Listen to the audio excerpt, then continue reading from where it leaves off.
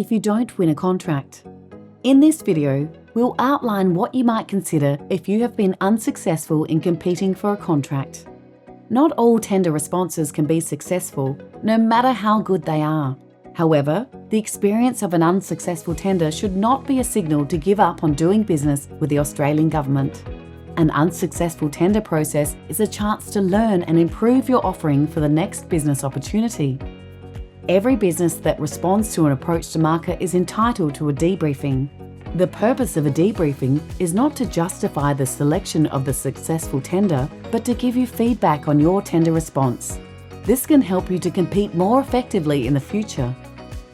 Typical themes that may be covered in a debriefing are comparison of your submission to the evaluation criteria, strengths and weaknesses of the submission, suitability of your experience and qualifications, an indication of cost competitiveness, referee reports or past performance, and understanding of the Australian government procurement process. Requesting a debriefing is good practice, as you can obtain feedback about your submission and gain a better understanding of the process.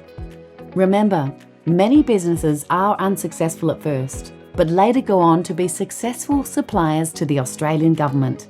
An unsuccessful tender response is an opportunity for feedback that will help you put in a better tender response next time.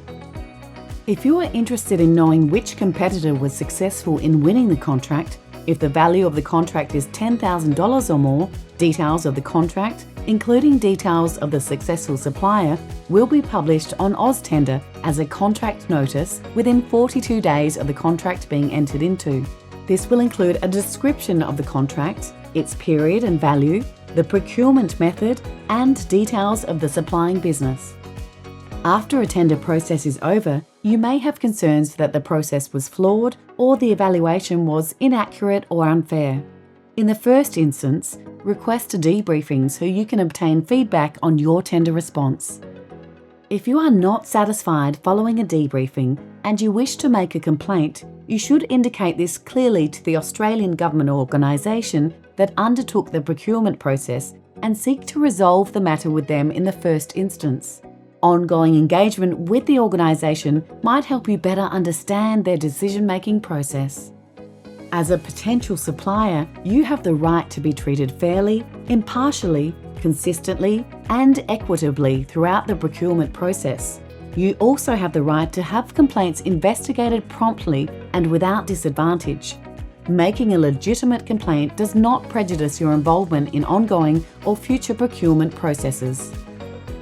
Each Australian government organisation is required to publish details of how you can make a complaint relating to a procurement on their website. Complaints must relate to the process followed by the Australian government organisation and its consistency with the requirements of the Commonwealth procurement rules. The fact that your tender response was not selected is not sufficient grounds for complaint.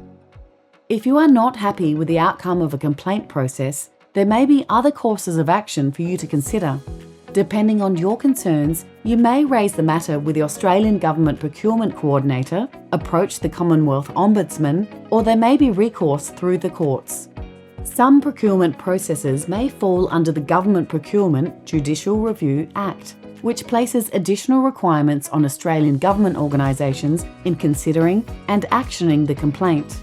The tender documentation will make clear if this is the case for your procurement.